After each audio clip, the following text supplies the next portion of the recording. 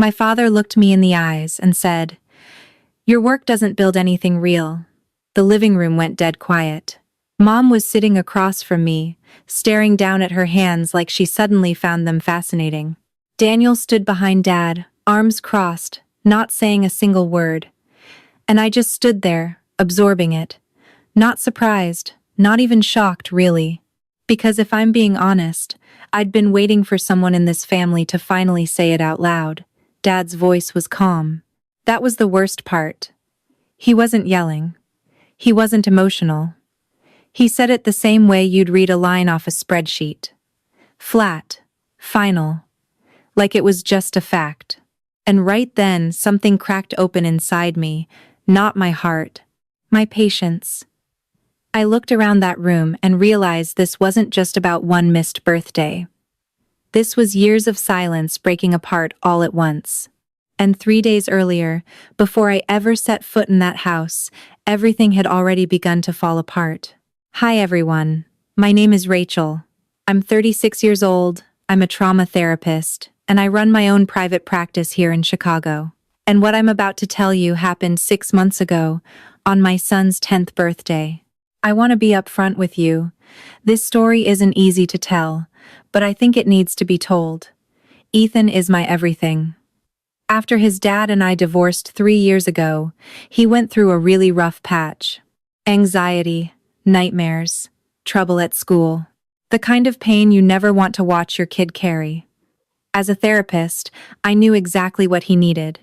Stability, consistency, and people who showed up. So for his 10th birthday, I didn't plan anything big or flashy.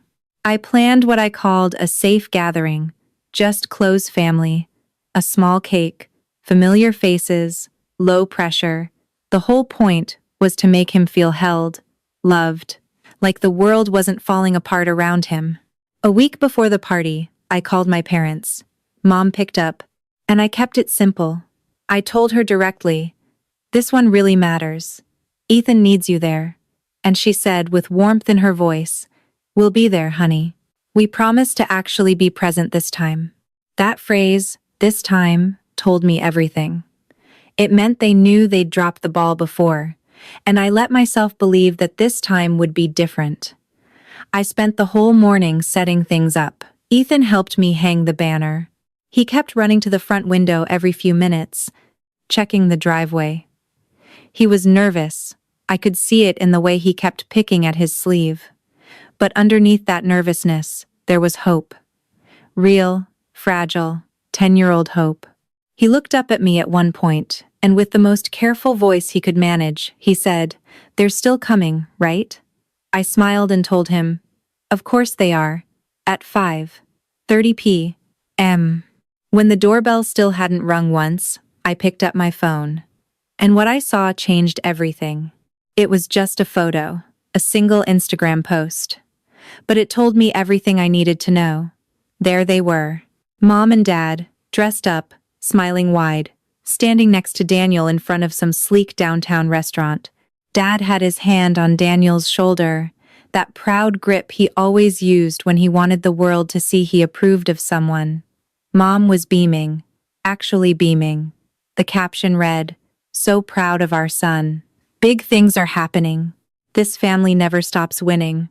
The timestamp on the post was 4:40. 7 p.m. Ethan's party had started at 4. Right then, the air left my lungs. I read the caption again. Then again. Like maybe I'd misread something. Like maybe there was some version of this that made sense. There wasn't. They had chosen a deal-signing dinner for Daniel over their grandson's 10th birthday, not because of an emergency. Not because something fell through at the last minute. They had planned this. They had gotten dressed up, driven downtown, ordered food, and posted about it with hashtags while Ethan was standing at our front window, watching the driveway. I set my phone face down on the kitchen counter. I needed a second. Just 1 second to hold myself together before I walked back into that living room. From around the corner, I heard Ethan call out to me, his voice careful and small. "Mom, are they still coming?" I closed my eyes, took a breath. Then I walked in, sat down next to him on the couch, and with the steadiest voice I could find, I said, "They got held up, babe, but we're not gonna let that stop us, okay? This is still your day." He looked at me for a long moment. Kids always know when you're not telling them the whole truth. But he nodded. And we sang Happy Birthday, just the two of us. I watched him blow out his candles, and I clapped, and I told him I loved him, and I meant every word. But underneath all of it, something was burning in my chest that I couldn't put out. We watched a movie after dinner. He fell asleep on the couch around 9, his head tilted sideways, that little crease on his cheek from the cushion. I sat there next to him in the dark for a long time, just watching him breathe, thinking about how hard he'd tried to hold it together all day, thinking about how many times I'd told him that family shows up. That's what I'd always said. Family shows up. And then, just before midnight, just as I was about to carry him to bed, he stirred. His eyes opened halfway, foggy with sleep. And in that quiet, half-conscious voice that kids use when they're too tired to guard what they're feeling, he looked up at me and said, "Mom, do they like Uncle Daniel's kids more than me?" My throat closed. I didn't answer right away. I couldn't. I just pulled him closer and pressed my lips to the top of his head and held him there until his breathing slowed back down. And once I was sure he was asleep, I carried him to his room, tucked him in, turned off the light, and stood in the hallway alone. Every sound in the house disappeared. All I could hear was my own heartbeat. Loud, steady, angry. I'd spent years telling my clients that unspoken pain doesn't go away. It just finds other ways out. That night, standing in that dark hallway, I finally understood what I'd been sitting with for years. The grief of being the child your parents never quite chose. And I was done letting Ethan feel it too. The next morning, I got in my car. I didn't call ahead. I didn't text. I just drove straight to their house. And for the first time in my life, I wasn't going there to smooth things over. I need to go back. Because what happened in that hallway after I put Ethan to bed deserves more than just a passing mention. That question he asked me, "Mom, do they like Uncle Daniel's kids more than me?" Those 11 words didn't just hurt. They cracked something open in me that I hadn't let myself look at in a very long time. See, Ethan hadn't cried all day. Not once. He'd held it together through the whole afternoon, through the unanswered texts I'd sent my parents, through the birthday dinner that was supposed to have more people at the table, through the cake and the candles and the forced cheerfulness I'd been performing for 6 straight hours. He'd held it together better than most adults I know. And that, somehow, made it so much worse. Because I knew what that kind of holding it together costs a kid. I see it in my practice every single week. Children who learn early that their pain is inconvenient. Children who smile so the adults around them don't feel bad. Children who swallow their grief and carry it quietly for years until it shows up as something else entirely. I had spent my entire career helping people undo exactly that damage. And here was my own son, 10 years old, doing it right in front of me. After I got him settled, I went back to the hallway and just stood there in the dark. I wasn't ready to sit down. I wasn't ready to do anything productive.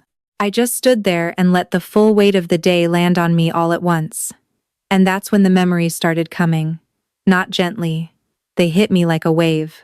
I was 12 years old, standing at the bottom of the stairs on Christmas morning, watching my parents fuss over Daniel's new bike, while my gift, a journal I'd asked for, sat unopened on the couch for almost an hour. Nobody noticed. I was 17, coming home with a scholarship offer from a state university, and Dad looked up from his newspaper just long enough to say, "Daniel got into a better program." No congratulations, no hug.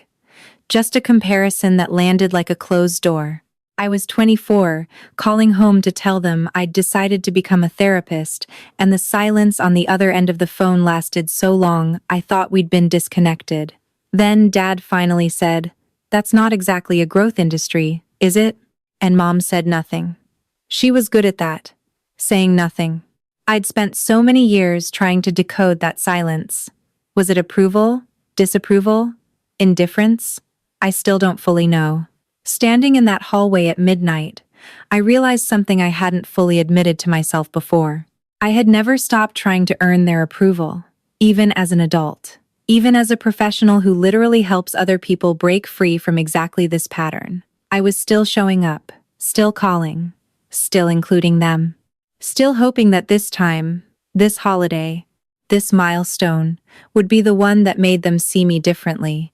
And the most painful part wasn't that they'd let me down again. The most painful part was that my son had now started doing what I'd done at his age. He was watching, measuring, wondering why he wasn't enough. I pushed off the wall and walked to his bedroom door. I cracked it open just enough to see him. He was asleep on his side, one arm curled under his pillow, his breathing slow and even. He looked so small, so unguarded. And right then, with absolute clarity, a decision settled into my chest, like something solid and permanent.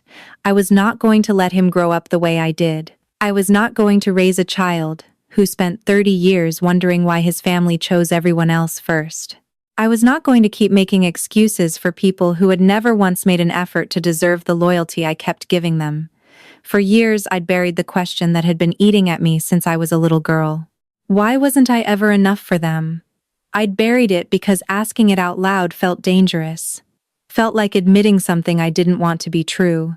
But standing outside my son's bedroom that night, I finally understood that keeping that question buried wasn't protecting anyone. It was just keeping the cycle alive. The next morning, I wasn't going to stay silent anymore. And I was finally going to ask the question I had carried for years, out loud, to their faces, with no more softening it. I didn't sleep that night. Not really. I lay in bed, staring at the ceiling, running through what I was going to say, how I was going to say it, whether I was going to cry, whether I was going to let myself cry. By 6 a.m, I gave up trying. I got up, made coffee, sat at the kitchen table, and waited until it was a reasonable hour to show up at someone's door, unannounced. At 8:30, I got in my car. The drive to my parents' house takes about 20 minutes on a good day. That morning, it felt like 2. I don't even remember most of it. I was running on adrenaline and something colder underneath, something that had been sitting in my chest for years, just waiting for permission to move. I pulled into their driveway and sat in the car for a moment. Their house looked exactly the same as it always did. Neat lawn, curtains drawn, Dad's car in the garage. Everything perfectly maintained on the outside, the way they liked it. I rang the doorbell. Mom answered. She was still in her robe, holding a coffee mug, and the moment she saw my face, something shifted in hers. Not guilt, exactly. More like bracing. Like she already knew why I was there. She stepped back and let me in without a word. Dad was at the kitchen table with the newspaper. He looked up when I walked in, and he said with that flat, unbothered tone he always used, "Rachel, this is early." I didn't sit down. I stood in the middle of that kitchen, and I looked at him directly, and I asked the question I'd driven 20 minutes to ask. Why didn't you show up for Ethan? The silence that followed was the kind that has weight to it. Mom set her mug down slowly on the counter. Dad folded his newspaper. Neither of them answered right away, which told me they'd already talked about this. They'd already prepared something. Then Dad leaned back in his chair and said, his voice measured and unbothered, "We had a prior commitment. These things happen." I felt the anger move through me like a current. I kept my voice steady. I told them I'd seen the Instagram post. I told them I knew exactly where they were and exactly what time they were there. I told them that Ethan had stood at that window for over an hour waiting for them. Mom looked away. She turned toward the sink and started rinsing her mug like it was the most important task in the world. That was her move. That had always been her move. Whenever the truth got too uncomfortable, she found something to clean. I looked at her and said, calm and direct, "I'm talking to both of you." She stopped rinsing, but she didn't turn around. Dad shifted in his seat. For just a second, something flickered across his face. Not remorse, more like irritation at being cornered. Then he said, his voice dropping into that tone he used when he wanted to shut a conversation down, "Daniel had an important evening. A real milestone for his career. We were there to support him. I stared at him. It was Ethan's birthday. Dad looked at me without blinking and said, "Daniel's deal affects a lot of people. A lot of money. That matters." Right then, the temperature in that kitchen changed. I felt it. Mom felt it too, because she finally turned around, but she still wouldn't look at me directly. She was looking somewhere between me and the window. That careful, neutral expression she wore when she was waiting to see which way the wind blew before she picked a side. I took one slow breath and I told them both, without raising my voice, that I had a photo. I pulled out my phone. I turned the screen toward Dad and showed him the timestamp on the post. 4:47 p.m., party started at 4. He looked at it. Then he looked back at me. And what happened next was the part I hadn't fully prepared myself for. He didn't apologize. He didn't flinch. He just leaned forward slightly, folded his hands on the table, and said with complete composure, "You made your choices in life, Rachel. Daniel made his. And some choices come with more weight than others." The room went very still. Mom finally looked at me, not with guilt, with something closer to resignation, like she'd known this moment was coming and had already decided she wasn't going to do anything about it. I stood there and let those words settle. You made your choices. Some choices come with more weight. I knew what he meant. He wasn't talking about the birthday. He was talking about everything. My career, my divorce, the path I'd taken that didn't fit the picture he'd always had in his head for what success was supposed to look like. He was telling me, in the most polished and bloodless way possible, that I had mattered less for a very long time. And that was the moment I understood. This wasn't going to be a conversation where he heard me and changed. This was a conversation where he was going to explain, calmly and patiently, exactly why he was right. And then my father said something that changed how I saw my entire life. He didn't raise his voice. That was the thing about Dad. Michael Bennett had never needed to yell to make you feel small. He had a way of delivering devastation at a perfectly normal volume, like he was reading off a grocery list. He looked at me across that kitchen table, completely composed, and he said, "Your brother builds something that matters. You just listen to broken people." The words landed slow, one at a time. Like each one had its own specific weight designed for a specific part of me. I didn't move. I didn't speak. I just stood there while something inside me went very, very quiet. Mom was still by the sink. I heard her set something down. A spoon, maybe. But she didn't say a word. Not one word. And that silence from her was its own kind of answer. Dad wasn't finished. He leaned back in his chair with that measured, professorial calm he'd always worn like armor, and he continued. Daniel built a career that creates jobs, generates revenue, affects real outcomes in the real world. What you do, it's fine, Rachel, but let's be honest. It's not the same thing. I felt something shift behind my eyes. Not tears. Not yet. It was something older than tears. Something that had been living in my chest since I was 12 years old, standing at the bottom of those stairs on Christmas morning. I found my voice. I kept it level. I told him that I help people survive trauma. I told him I help kids who've been through things no kid should have to go through. I told him that last year alone, I'd worked with 11 families in crisis, and that 3 of my clients had told me directly that therapy had kept them from making permanent, irreversible decisions about their lives. He nodded slowly while I spoke. That particular nod he had. The one that meant he'd already decided you were wrong, and was just waiting politely for you to finish. Then he said, "I'm sure you do good work. I'm not saying you don't. I'm saying the world measures contribution differently, and I think deep down, you know that." Right then, a colder and more clarifying anger moved through me, because I recognized what he was doing. I'd seen it in session rooms. I'd read about it in textbooks. I'd helped clients name it and survive it. It's called minimizing. You take someone's reality, acknowledge just enough of it to seem reasonable, and then reframe it so thoroughly that by the end of the conversation, they're questioning themselves instead of you. He was good at it. He'd always been good at it. I looked at my mother. I held her gaze and I said, directly and without softness, "Do you agree with him?" She blinked. She opened her mouth, then she closed it. Then she said almost in a whisper, "Your father has a point, honey. Daniel's work is just. It's more visible. That's all he means." That was it. That was everything she had. Honey, that's all he means.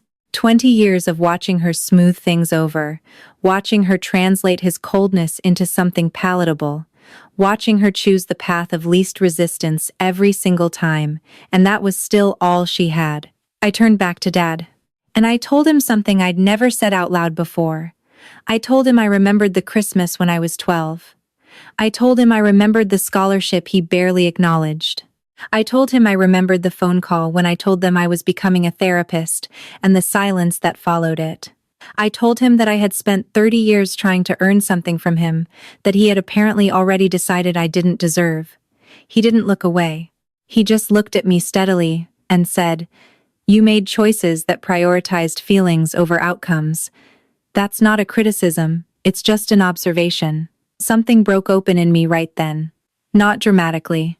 Not with tears or raised voices. It broke open the way ice cracks in early spring. Quietly. Completely. Because I suddenly saw it all with a clarity I hadn't had before. This had never been about what I did or didn't accomplish. It had never been about my career or my income or my choices. It had been about the fact that I had never fit the version of success he'd decided mattered. Daniel fit it. Daniel had always fit it. And I had spent my entire adult life chasing a standard that had never actually been designed with me in mind. I looked at my father, then at my mother.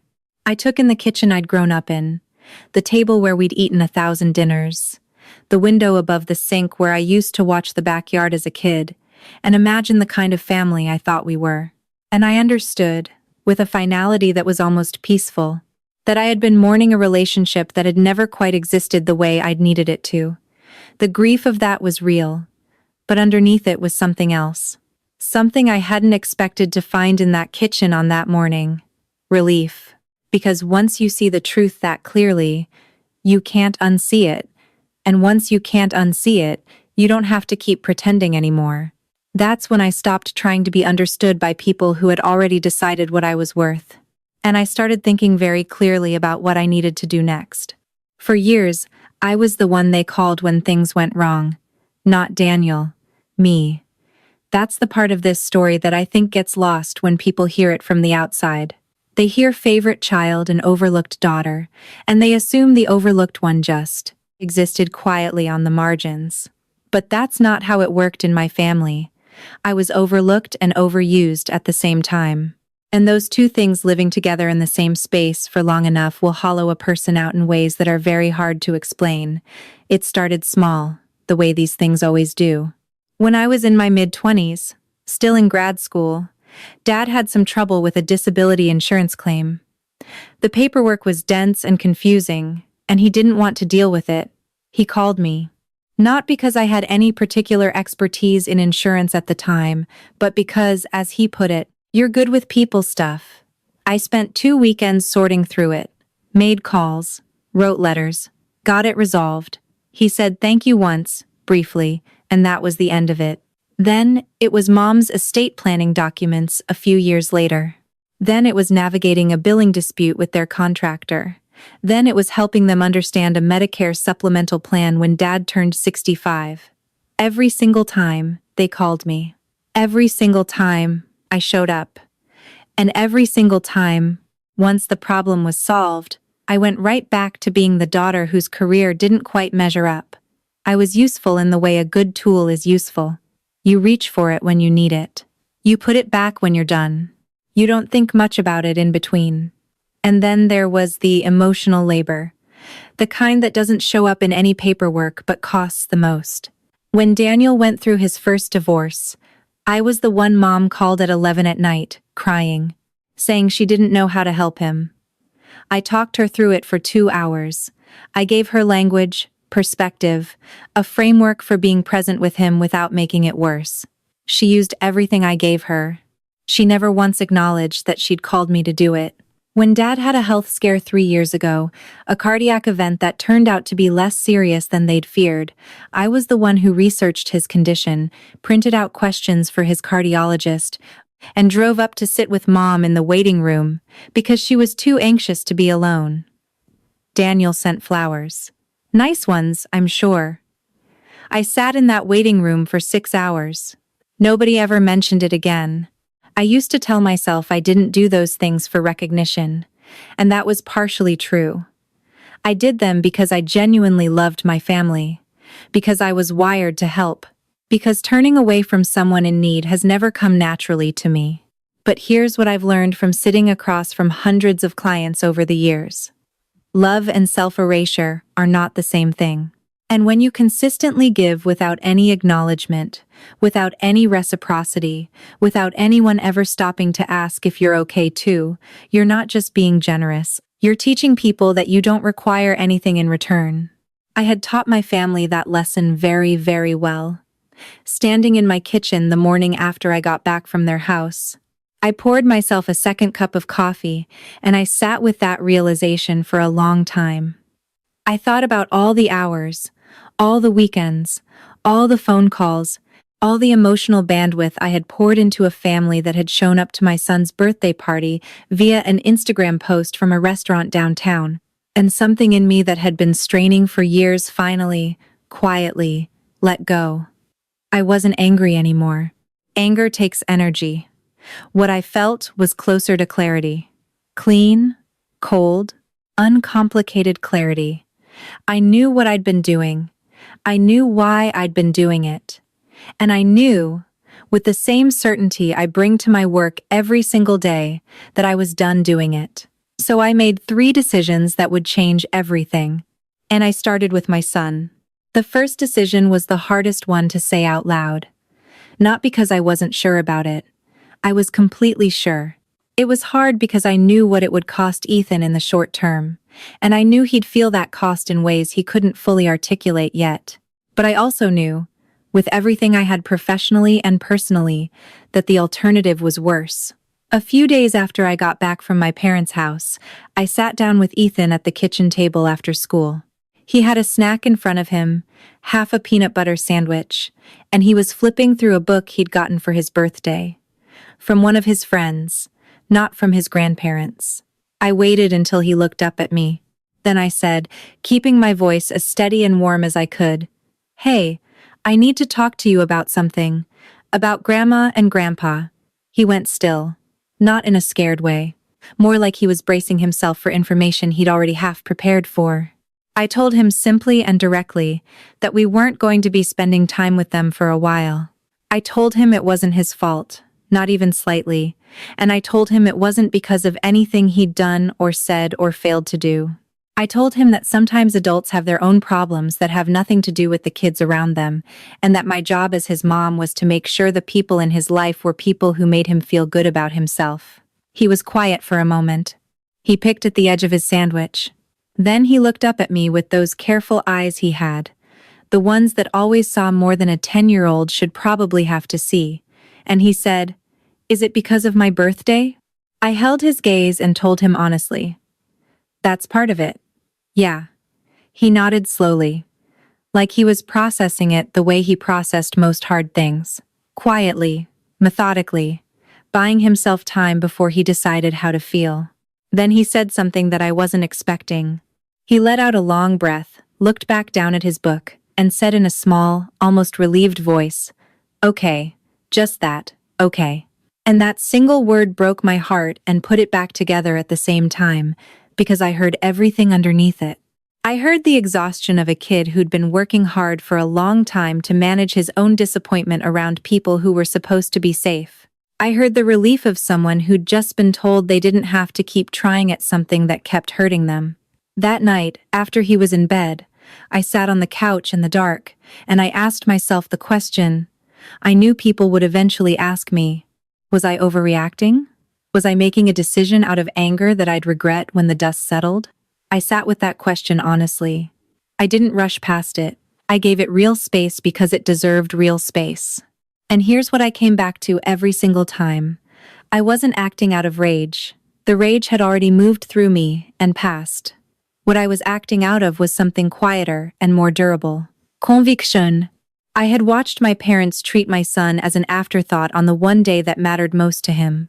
I had sat in their kitchen and listened to my father explain, without a trace of apology, that some people's lives carry more weight than others. I had watched my mother choose her husband's narrative over her own grandchild's dignity. And I had made a clear-eyed assessment, the same kind of assessment I help my clients make every single day, that continued access to Ethan was not something they had currently earned. Boundaries are not punishment. I want to be really clear about that because I think it gets misunderstood constantly. A boundary is not something you build to hurt someone. It's something you build to protect something precious. And Ethan was the most precious thing in my life. He was doing better already. I could see it in small ways. He was sleeping more soundly. He'd stopped asking about them the way he used to. That careful, tentative way that told me he was managing his own expectations. He laughed easier. He seemed lighter. Kids feel safety in their bodies before they can name it in words. And his body was telling me what I needed to know. But cutting them off wasn't the hardest part of what I did. What I did next is what people still judge me for. About 3 weeks after I set the boundary with my parents, I was invited to speak at a workshop. It wasn't a huge event, maybe 60, 70 people in the room. Mental health professionals, social workers, a few community advocates.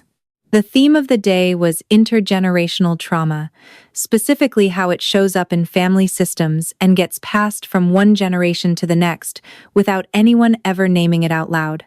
I'd spoken at events like this before. I knew how to put a case study together, how to present clinical material in a way that was both professional and human. But this time, when I sat down to prepare my material, something was different. I kept coming back to Ethan's face at that kitchen table. I kept hearing his voice saying, "Okay," in that small, relieved way. I kept thinking about all the clients I'd sat across from over the years who had described, in different words and different contexts, the exact same dynamic I had lived inside my entire life. And I made a decision. I wasn't going to use a textbook case study. I was going to use mine. I want to be clear about what I did and what I didn't do. I didn't use my parents' names. I didn't use Daniel's name. I didn't name the city or give any details that would function as a direct identifier to a stranger. What I did was tell the story honestly. The birthday, the Instagram post, the kitchen confrontation, my father's words, my mother's silence. The way Ethan had asked me if he was loved less than his cousin.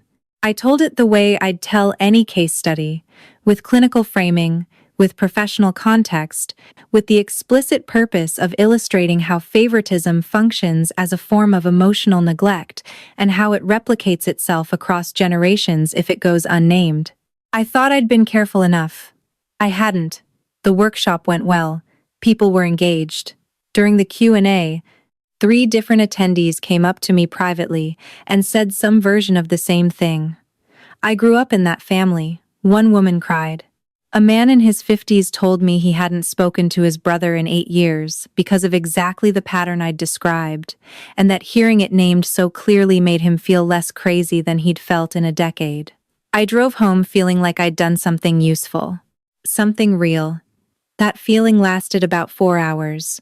My phone buzzed just after 9 that evening. It was Daniel. I stared at his name on the screen for a moment before I picked up.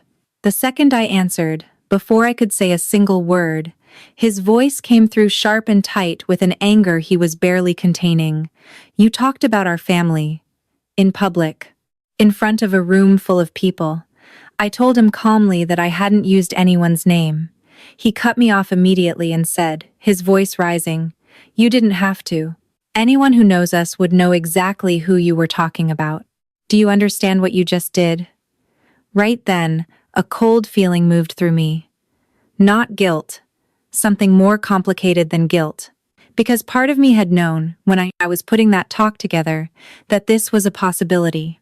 I hadn't let myself sit with it fully, and now it was sitting with me, whether I was ready or not. 20 minutes after I hung up with Daniel, Mom called. She was crying before she finished her first sentence. Through the tears, she managed to tell me, her voice fracturing on every other word. How could you do this to us? We're your family. We raised you. And you went out there, and you humiliated us in front of strangers. I let her finish. Then I asked her, as evenly as I could manage, did anything I said about the birthday happen? Silence. Did anything I said about the kitchen conversation happen? More silence. Then she said, quieter now, exhausted. That's not the point, Rachel. But it was the point. That was exactly the point. The facts were not in dispute. What was in dispute was whether I had the right to name them. By 10 o'clock, Dad called. His was the shortest conversation of the three. He didn't cry. He didn't yell. He just said, in that same flat boardroom voice he'd used in the kitchen, "You want to air family business in public, fine, but don't expect us to pretend that didn't happen." Then he hung up. I set my phone down on the coffee table and looked at it for a long time. It kept lighting up. Texts from extended family members I hadn't spoken to in years. A voicemail from an aunt asking me to consider how this looks. A message from one of Daniel's friends, someone I'd met maybe twice in my life, telling me I should be ashamed of myself. And underneath all of that noise, underneath every buzzing notification and every loaded voicemail, one question kept surfacing. The same question. Over and over. Not from them. From me. Had I crossed a line? I sat with that question the way I sit with hard questions in session, without rushing it, without trying to make it more comfortable than it actually was. I thought about my clients. I thought about every person who had ever sat across from me and said, I don't know if what happened to me counts. I thought about how many years I'd helped people find language for pain that their families had spent decades insisting wasn't real. And I thought about Ethan, sleeping down the hall, lighter than he'd been in months. I still don't have a clean answer. I want to be honest with you about that. There are days when I'm completely at peace with what I did. There are days when I wonder if I could have found a different way. What I do know is this: silence has a cost. It always has a cost. The only question is who ends up paying it. That night, my phone wouldn't stop ringing. And the question everyone kept asking me, family, colleagues, strangers on the internet who'd somehow already heard, was exactly the same. 6 months have passed since the night I chose to walk away from my family, and I want to tell you that everything is perfectly resolved now. That my parents called and apologized. That Daniel came around. That we all sat down together and had the hard conversation and came out the other side closer and more honest than we'd ever been. I want to tell you that, but I'd be lying.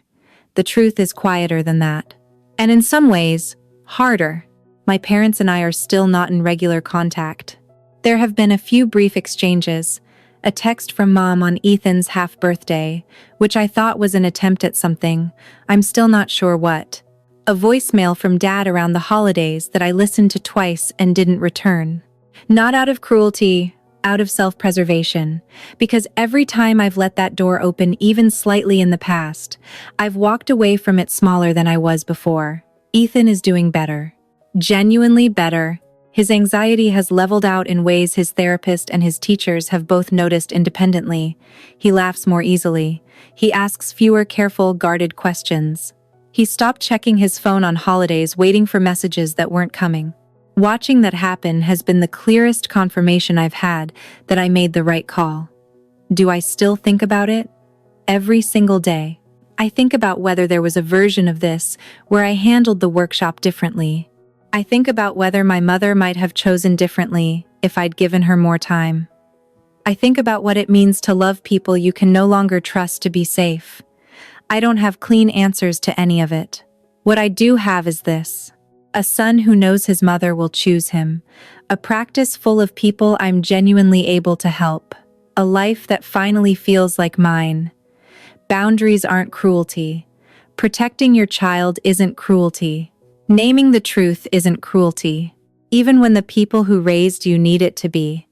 So tell me, if you were in my position, would you have stayed quiet?